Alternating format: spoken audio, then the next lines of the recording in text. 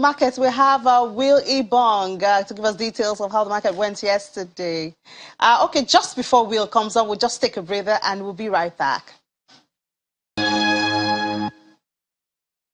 You're welcome back. Now let's head to the market, and Will has the details of how we traded yesterday. Hello, Will. Hello, Ini. Yes, the market continued Friday's bearish sentiment. We thought that we'll see a rebound on Monday, especially with the earnings coming in, you know, with the big numbers. But the equities market started yesterday very on a negative note, and because we saw profit taking on MTN Nigeria, which was down by 0.7%, that caused the 0.16% drop in the all-share index. Now the all-share index is still settled at the 47,000 level, but we hope that's not going to go lower than that. Now the month-to-date and the year-to-date gains have also moderated to about 1.2% and 10.5% each. And the volume in the activity sector, we saw volume very high at up by about 26.5% to 285.47 million units, traded at 5.12 billion naira, and all transacted in over 5,300 deals. Now, GTCO was the most traded stock by volume yesterday and by value, and due to a lot of sell pressure on that stock, and this could have been triggered by the news in the market yesterday that GTCO's acquisition of 100% shares in Investment One Pension Managers Limited.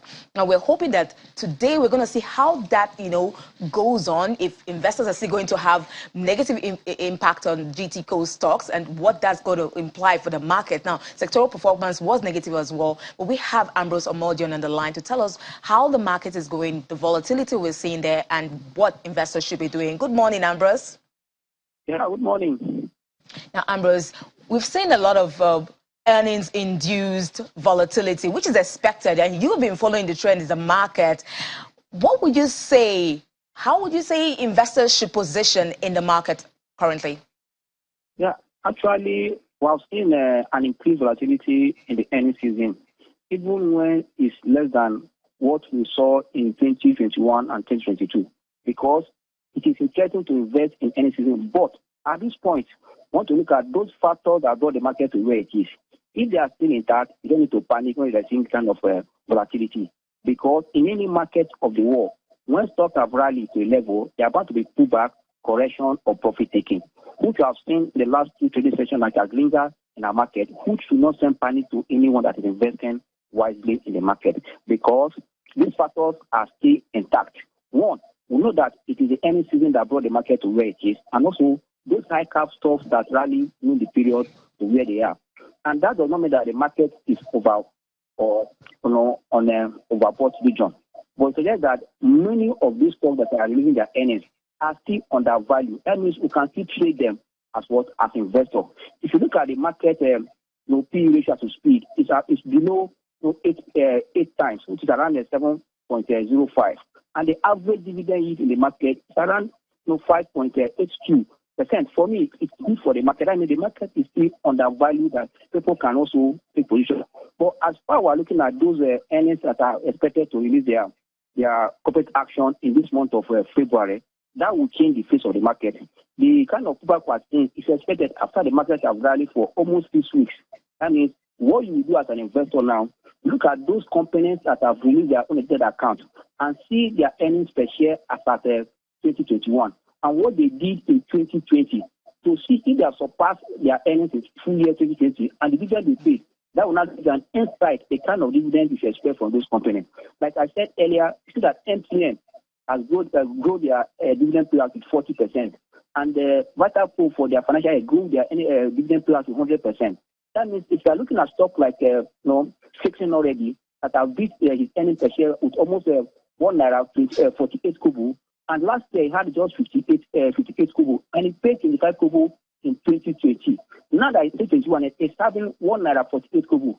It tells you that they will not pay dividend less than 50 kobo. That is even more than 100% growth in expectation of their dividend. That should tell investors where to put this money. But if you look at stocks like Zenith Bank, Access Bank, UBA, and GTB, that's that their dividend yield is above what we are seeing in the treasury market, in the treasury bill. Today is another primary market option.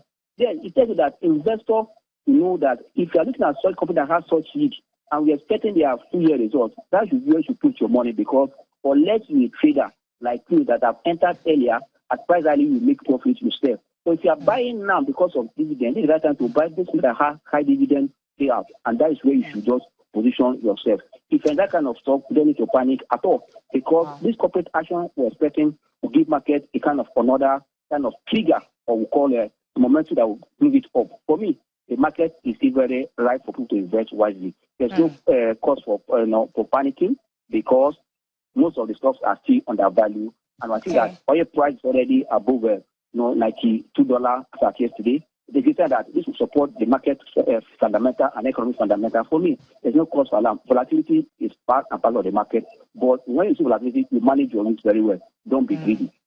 Thank you so much, Ambrose. So what stocks would you say we should watch out for this week? Because investors, I'm sure, are really vying for stocks and saying, which one should I position in, especially now? So which stocks? You mentioned some stocks, but would you be particular about any stocks we should look out for? Yeah, for me, I think investors should look the way of stock like for dividend. We have different players in the market. We have investors and traders. If you're an investor, you're looking for a company that has high dividend yield to invest. Zenith Bank is one of them that you should look at.